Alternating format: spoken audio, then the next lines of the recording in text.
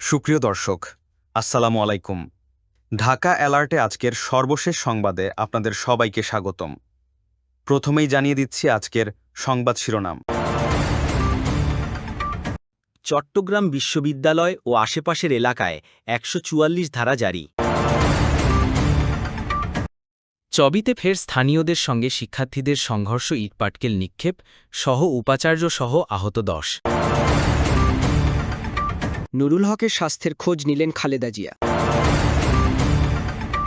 হাসনাতকে উপহার পাঠালেন রুমিন ফারহানা। ৪৮ ঘণ্টার মধ্যে জাতীয় পার্টিকে নিষিদ্ধের দাবি গণ অধিকার পরিষদের। নুরুল হকের ওপর হামলার ঘটনায় তারেক রহমানের নিন্দা, তদন্তের আহ্বান। এতক্ষণ শুনছিলেন আজকের প্রধান শিরোনাম। এখন শুনবেন বিস্তারিত সংবাদ। চট্টগ্রাম বিশ্ববিদ্যালয় ও আশপাশের এলাকায় ১৪৪ ধারা জারি। শিক্ষার্থীদের সঙ্গে স্থানীয়দের সংঘর্ষের জেরে চট্টগ্রাম বিশ্ববিদ্যালয়ের ২ নম্বর গেট বাজারের পূর্ব সীমা থেকে পূর্ব দিকের রেলগেট পর্যন্ত রাস্তার উভয় পাশে ১৪৪ ধারা জারি করেছে প্রশাসন। রোববার ৩০ আগস্ট দুপুর ২টায় হাটহাজারী উপজেলা নির্বাহী কর্মকর্তা মোহাম্মদ আবদুল্লাহ আল মুমিন স্বাক্ষরিত বিজ্ঞপ্তিতে ১৪৪ ধারা জারির কথা জানানো হয়। আজ দুপুর ২টা থেকে আগামীকাল ১ সেপ্টেম্বর রাত ১২টা পর্যন্ত ১৪৪ ধারা জারি থাকবে। বিজ্ঞপ্তিতে বলা হয়েছে, পরিস্থিতি নিয়ন্ত্রণ, জনসাধারণের জীবন ও সম্পদ রক্ষা এবং শান্তি শৃঙ্খলা স্থিতিশীল রাখার লক্ষ্যে ১ সেপ্টেম্বর রাত ১২টা পর্যন্ত ১৪৪ ধারার আদেশ জারি করা হয়েছে। এই সময়ে উল্লিখিত এলাকায় সভা সমাবেশ, বিক্ষোভ মিছিল, গণজমায়েত, বিস্ফোরক দ্রব্য, আগ্নেয়াস্ত্র ও দেশীয় অস্ত্র বহন এবং ৫ বা ততোধিক ব্যক্তির একত্রে অবস্থান কিংবা চলাফেরা সম্পূর্ণ নিষিদ্ধ ঘোষণা করা হয়েছে।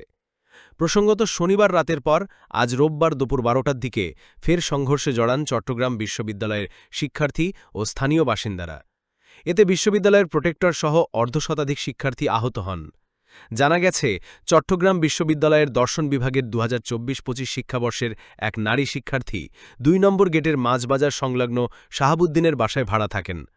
তিনি রাত ১১:৩০টার দিকে বাসায় ঢুকতে চাইলে দারোয়ানের সঙ্গে তার বাগবিতণ্ডা শুরু হয়। এক পর্যায়ে দারোয়ান ওই ছাত্রীকে মারধর করেন। ওই শিক্ষার্থী তার এক ছেলে বন্ধুকে মোবাইল ফোনে বিষয়টি জানান।